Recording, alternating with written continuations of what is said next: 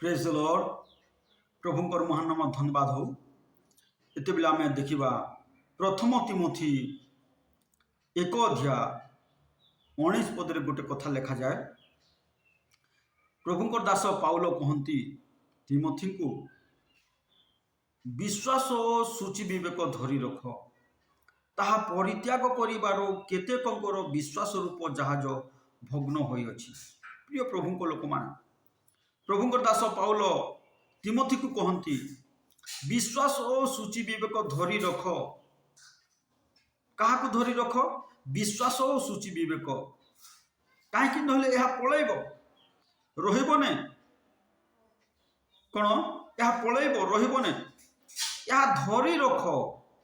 ताहा परित्याग करिबारो, जदि परित्याग कले कौन हेबो, जदि पलैले कौन हेबो, इस स्थान लिखा जाए ता परित्याग करिबारो केतेकंकर विश्वास रूप जहाज भग्न होइअछि। प्रिय प्रभुंक लोक माने, ए विश्वास होउछि गोटे जहाज सदृश। यह भांगी जाए, परित्याग कले भांगी जाए। एथिपाई कहउछन्ति प्रभुंकर दास पाउल कहउछन्ति सूची विवेक तो धरी रख, विश्वास को धरी रख, छाड़ नाही। कौन यह परित्याग करिबारो, ताहा परित्याग करिबारो, कौन परित्याग करिबारो? ए विश्वास और सूची विवेक को परित्याग करिबारो केतेकंकर विश्वास रूप जहाज भग्न होइअछि। कौन बोलछन्ति आहु 20 पदरे लेखा जाए, सेमानक मध्यरु हुमनाय और अलेक्जेंडर अन्यतम। किए किए छाड़ी देले, परित्याग कले ए विश्वास को। हुमनाय बोली जने व्यक्ति आउ अलेक्जेंडर बोली जने व्यक्ति, जो माने कि मंडली रे थिले, आउ से माने ए विश्वास आउ सूची विवेक को परित्याग कले। सेमान को विषय बाइबल लेखा जाए, 2 तिमोथी 4 अध्याय सेमान को विषय लेखा जाए। ये अलेक्जेंडर विषय जहाँकि आम देखा पाइबा, अलेक्जेंडर विषय प्रभुंकर दास पाउल कहउछन्ति जो अलेक्जेंडर ए विश्वास को परित्याग कले, सूची विवेक को धरी रखी पारले नहीं।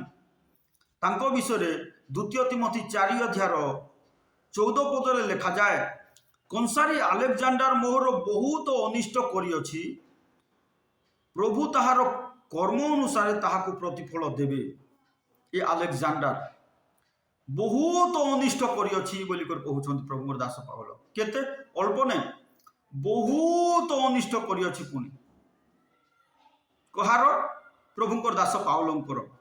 काहे से अनिष्ट करिअछि?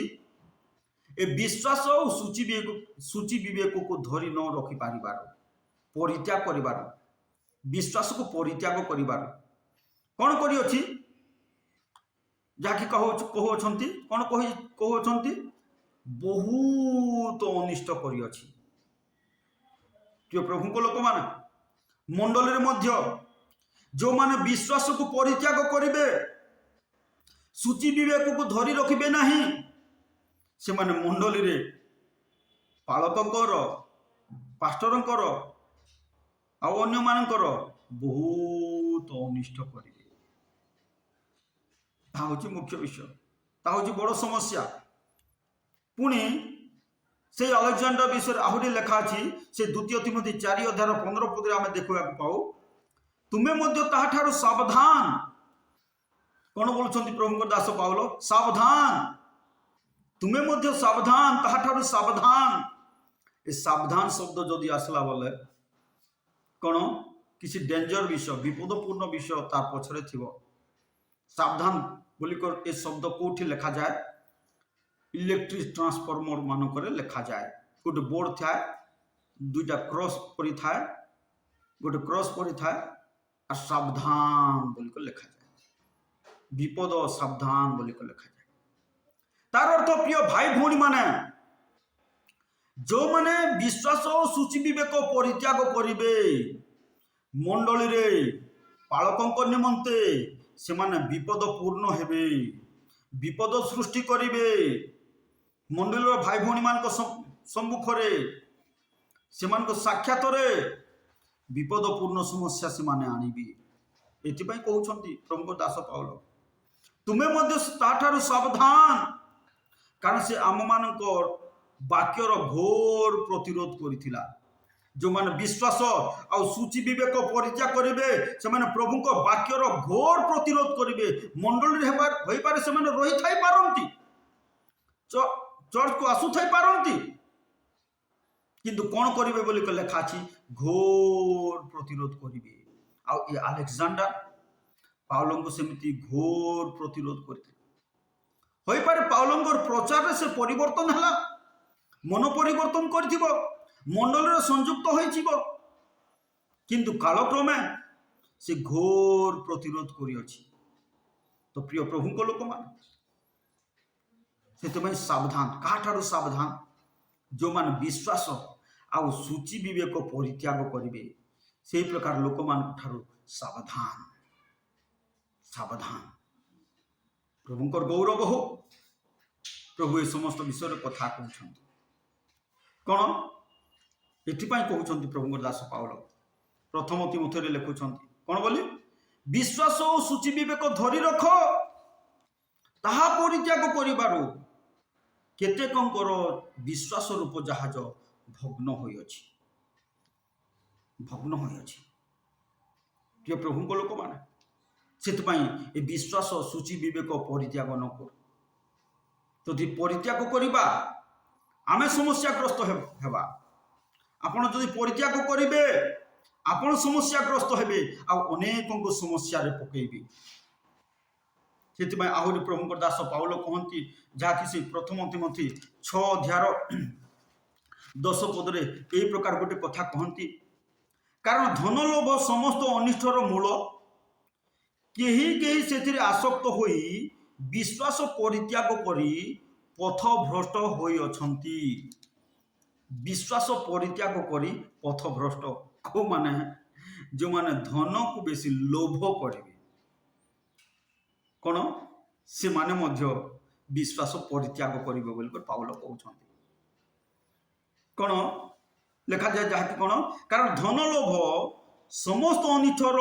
मूल केही केही सेथिरे आसक्त होई प्रिय प्रभु को लोक मान प्रभु धन दियंती सेथिरे हमें आसक्त हेबा नहीं जहाँकि प्रभुकर वाक्य रे लिखा जाए कौन प्रभु धन दियंती किंतु सेथिरे हमें आसक्त हेबा को पड़बो नहीं आसक्त न हेबार अछि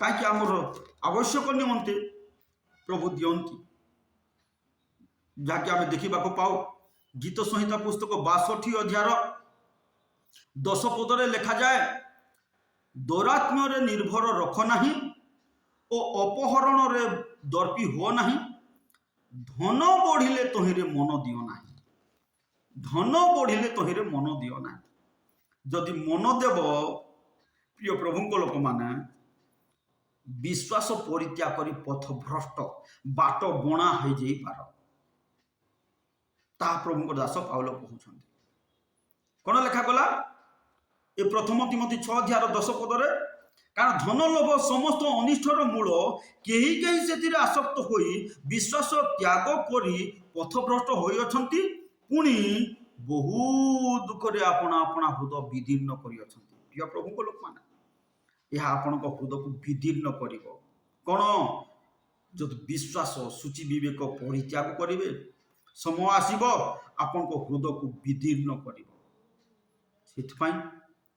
मन दिंतु ना अनेक कौन पथ भ्रष्ट हो जाती चर्च को आसुता प्रार्थना को आसुता कौन आराधना करुँच किंतु कालक्रमे से माने बाट बणा हो जाती पथ भ्रष्ट हो जाती प्रिय भाई प्रिय भौणी आपण न हूँ एथिपाई कौन करंतु एथिपाई कौन करबा को हेबो आपण विश्वास आउ सूची विवेक को धरी रखंतु प्रभु ताहा कथा कहउछंती कौन आउ कौन कौन कले ए विश्वास सूची विवेक दूर हो जाई थाए को माने आर ए प्रकार विश्वास त्याग करि थांती से प्रकार लिखा जाए पुणी से प्रथम तिमोथी 6 अध्याय 20 आ 21 पदरे लिखा जाए जहाँकि प्रभुकर दास पाउल तिमोथी को कहती हे तिमोथी तुमठारे जहाँ समर्पित होइअछि ताहा रक्षा कर।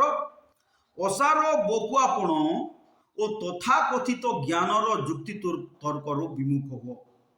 असार बकुआपण ओ तथाकथित ज्ञानर जुक्ति तर्कर विमुख हो। जुक्ति तर्कर विमुख हो, बकुआपण ठार विमुख हो।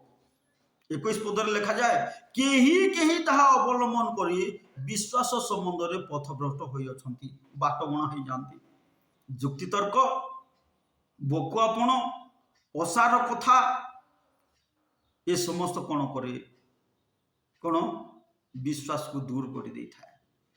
प्रिय प्रभु को लोक माने एथिपाई आसु विश्वास रे बड़, कौन करू, विश्वास रे बड़, विश्वास रे बलवान, जहाँकि प्रभु दास पाउल कहते रोमियो पुस्तक विश्वास रे बलवान जाए।